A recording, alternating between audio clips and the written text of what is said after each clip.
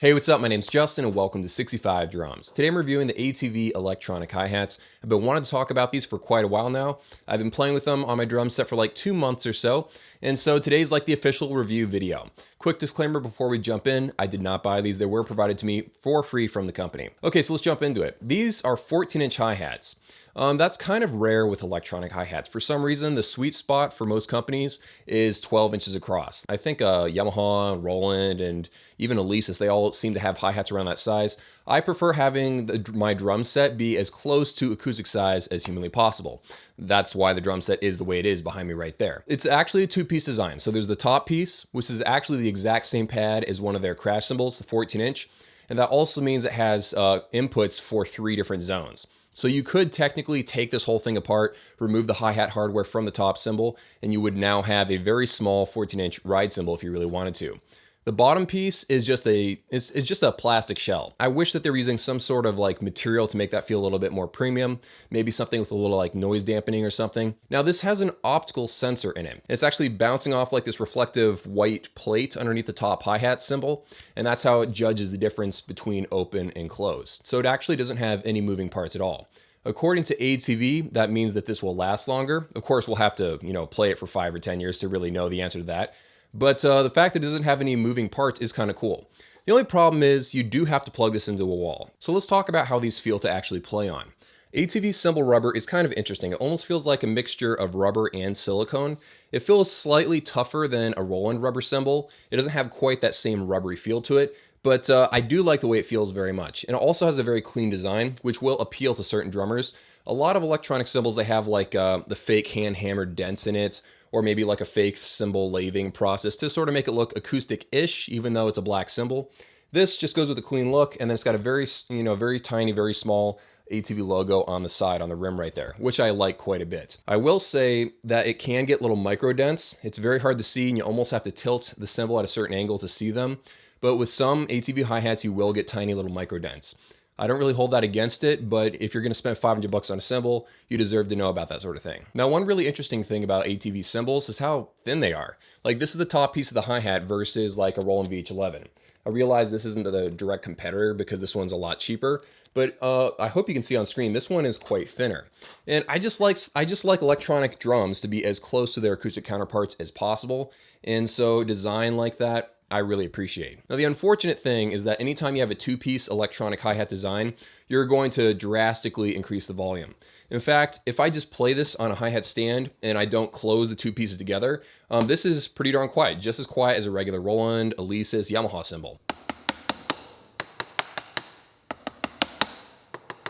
But when I close the bottom piece and the top piece together, this thing is pretty darn loud. This is louder than a VH10, a VH11. As far as like this versus a VH13, I can't say in personal firsthand experience because I haven't played them side by side, but I do believe this is a little bit louder than the Roland VH13. I wish that these were a little bit quieter, and it makes me hesitant to use these in a live setting sometimes, just because when you're live environments, I hate the sound of rubber cymbals already, and this is significantly louder than just like a regular crash cymbal. So I do have a noise comparison video I'm going to show you in a second. It's not like incredibly fair because it's this versus the VH11. And the main competition for this is not the VH11, it's the VH13. But I thought I'd include it anyway so you could sort of hear the sound differences between this and then like a one-piece hi-hat design in a really noisy building. This is just like a giant metal barn with a stage on it.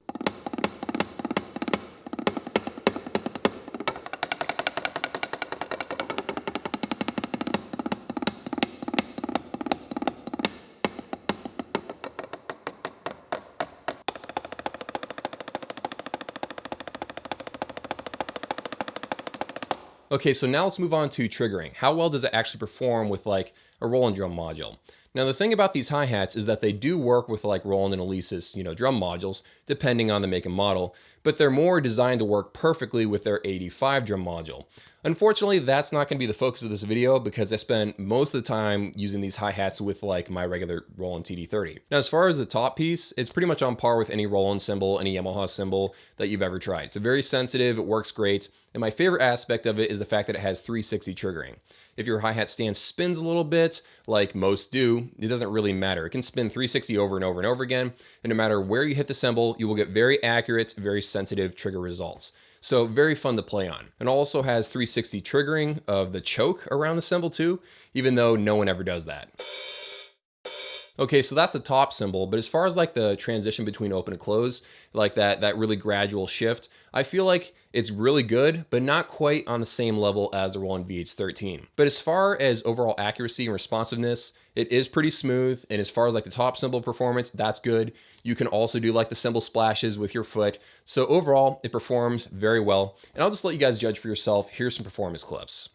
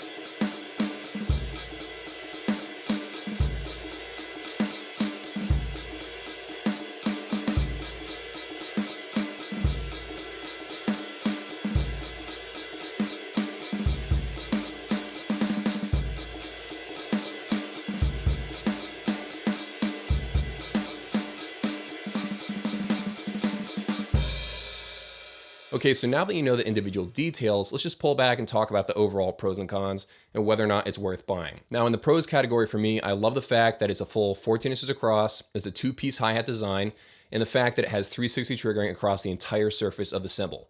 It works with Roland drum modules, it doesn't have any moving parts, it works with ATV drum modules, probably also Elisa's drum modules. It's just a very fun, accurate, nice hi-hat to play on. Now switching over to the cons category, the price is the obvious big one. You know, it's $500, it's not the most expensive hi-hat out there, the VH13 is $750, but still $500 is too much, they should have marked it down a little bit. Also, I don't like the fact that it's so loud. I wish there was a way to make it a little bit quieter.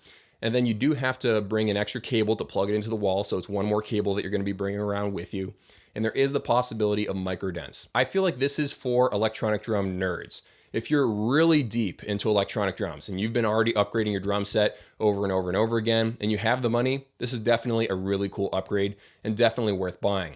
If you're just someone who has like a TD17, you know, like a sensible drum set, and you're not trying to spend your entire life savings on something, maybe this isn't for you. Again, this is really for people that are really into electronic drums and want to get their set as cool as humanly possible. But of course, that's just my personal take on it. If you've played these or if you own them, leave your own little mini review down in the comments below. I really want to know your thoughts on these hi-hats and whether or not you personally think they're worth buying. Have an amazing day, everybody. Hope you guys enjoyed the video, and I'll see you in a few.